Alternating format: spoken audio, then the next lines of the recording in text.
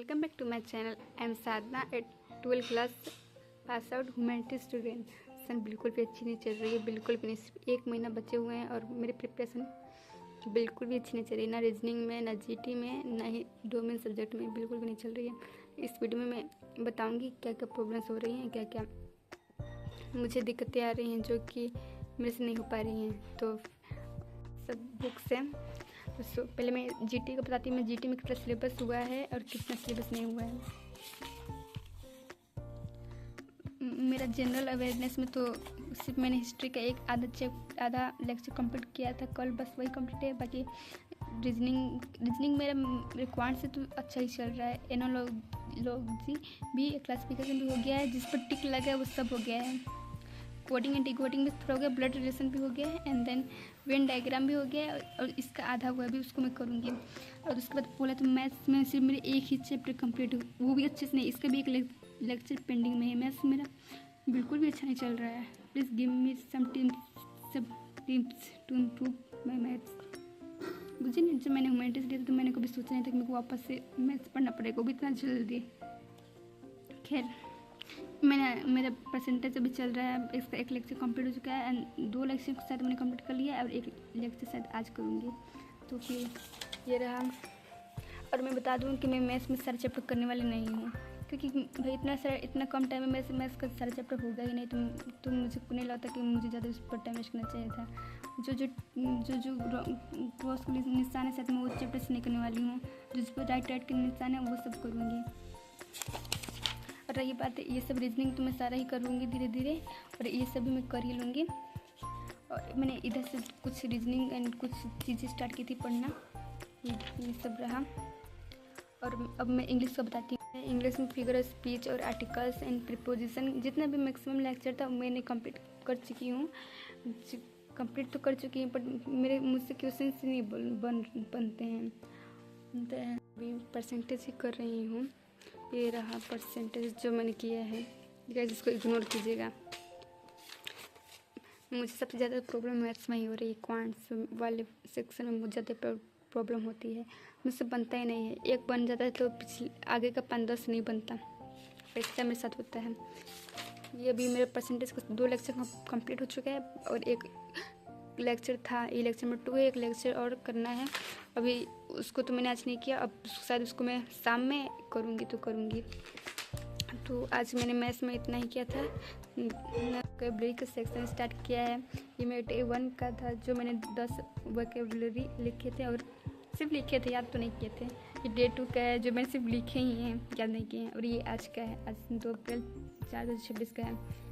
मैंने आज 5 ही लिखा था, ज़्यादा नहीं लिखा, क्योंकि मुझे पता है कि मैं लिख लूँगी पर याद नहीं करूँगी, इससे कोई फ़ायदा नहीं होगा। और 10 मैंने ईडीएम सिर्फ लिखे, मैं दिखा रही सिर्फ लिखा, ये याद नहीं किया। मेरा प्रिपरेशन कुछ अच्छा चल ही नहीं रहा, बिल्कुल भी अच्छा नहीं चल रहा है, एकदम ख़राब ही चल रहा है। बिल्कुल भी ना इंग्लिश में, ना जीटी में, ना डोमेन सब्जेक्ट में एक भी नहीं है। ज्योग्राफी में जो भी मैंने पढ़ा मुझे लग रहा है सब भूल गई, मुझे कुछ आ ही नहीं रहा है। हाँ, आज मैंने मॉक टेस्ट भी दे दिया, मैं उसका भी मार्क्स दिखाऊंगी। मेरे सारे सीयूटी के प्रिपरेशन के बुक्स, और कुछ मेरे एंड कुछ मेरे भाई, कुछ मेरे सीनियर्स के हैं। सो मुझे स्कूल से कॉल आया था, मैं इस वीडियो में बता रही हूँ मुझे स्कूल से कॉल क्यों आया था। तो मैं बता रही हूँ कि मेरे तारीख को स्कूल में मैं स्कूल टॉप के साथ कुछ प्राइज शील्ड वगैरह मिलेगा, इसलिए बुलाए हैं। तो मैं शायद कल परसों जाऊँगी, तो एक दिन तो वैसे ही बैकलॉग्स लग जाएगा। और मैं कल बर्थडे पार्टी में चली गई, इसलिए मेरा और ज़्यादा बैकलॉग्स हो गया है। 2-3 दिन का लगातार बैकलॉग्स हो जाएगा, लेकिन कोई बात नहीं, ये सभी तो ज़रूरी होता है। तो परसों दिन मतलब 4 तारीख को मैं चल जाऊँगी तो 1-2 दिन का आराम से तो बैकलॉग्स क्लियर करने में रह जाएगा। और एग्ज़ाम को सिर्फ 1 महीने पड़े हैं, मेरा सिलेबस कुछ भी नहीं हुआ है। और मैंने आज ना इकोनॉमिक्स पढ़ना स्टार्ट किया था। इकोनॉमिक्स में मैंने मनी और बैंकिंग के चैप्टर कर रही थी, इससे मैंने इसका मनी वाला सेक्शन है, बस मैंने उसी को किया था, बाकी सब तो रह गया था। और जनरल टेस्ट का ये मेरा मॉक टेस्ट का जनरल टेस्ट का बुक है, वो इसमें मॉक टेस्ट है, पर मैंने अभी तक कोई भी मॉक टेस्ट नहीं लगाया, जनरल टेस्ट का कोई भी नहीं लगाया है मैंने। और ये इंग्लिश का मॉक टेस्ट है, जो भी मैंने भी इंग्लिश का भी है मेरे पास, मैंने एक भी नहीं लगाया। और ये मेरा 10th क्लास का CBSE का क्वेश्चन पैकेज, जो मैंने सोचा कि साइंस का मैं इसी से रिवाइज करूँ, जो भी सारे होंगे सारे तो नहीं पढ़ूंगी, सारे तो इसमें क्वेश्चन है, सैम्पल पेपर है, उसमें जो एक दो मेन बायो के चैप्टर हो गए या फिजिक्स के जो भी माइंड मैप्स हो गए, मैंने सोचा कि उसे वही रिविज़न करूँगी। तो जिसको नहीं पता मैं बता दूँ कि मेरा 10th क्लास तक CBSE बोर्ड से थी, इसलिए मेरे पास CBSE के क्वेश्चन बैंक है। और ये तो इसको मैं पढ़ती हूँ। बाकी सब भी मैंने कोई भी मॉक टेस्ट वगैरह भी तो लगाया नहीं है ना, मैंने कोई भी पेड पेज लिया है। सोच रहे थे एक समय के लूँ, बट अब मेरा मन नहीं, क्योंकि एक महीने में क्या ही कर लूँगी लेकर, और मेरे से होगा भी नहीं। मैं उसमें मेरा दिन भर लेक्चर कंप्लीट करने में टाइम चला जाएगा, और मेरे रिविज़न तो ऐसे रिविज़न तो कर ही नहीं पाऊँगी। अगर रिविज़न नहीं कर पाऊँगी तो मेरे को 1% भी नहीं कुछ याद रहेगा। तो मैंने बैकलॉग अरे मैंने तो बैच लेने का प्लान कैंसिल कर दिया। अब मैंने बैच नहीं ले रही हूँ। ये रही मेरे सारे नोट्स।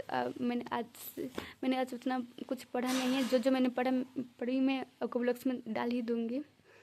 तो मिलते हैं नेक्स्ट वीडियो में। Thank you for watching. और जो मेरे स्कूल का फंक्शन होगा उसको मैं जो भी क्लिप्स होंगे थोड़ा बहुत मैं उसको ऐड करके नेक्स्ट ब्लॉग में डाल दूँगी। So thank you for watching. मिलते हैं नेक्स्ट वीडियो में। स्टे सून।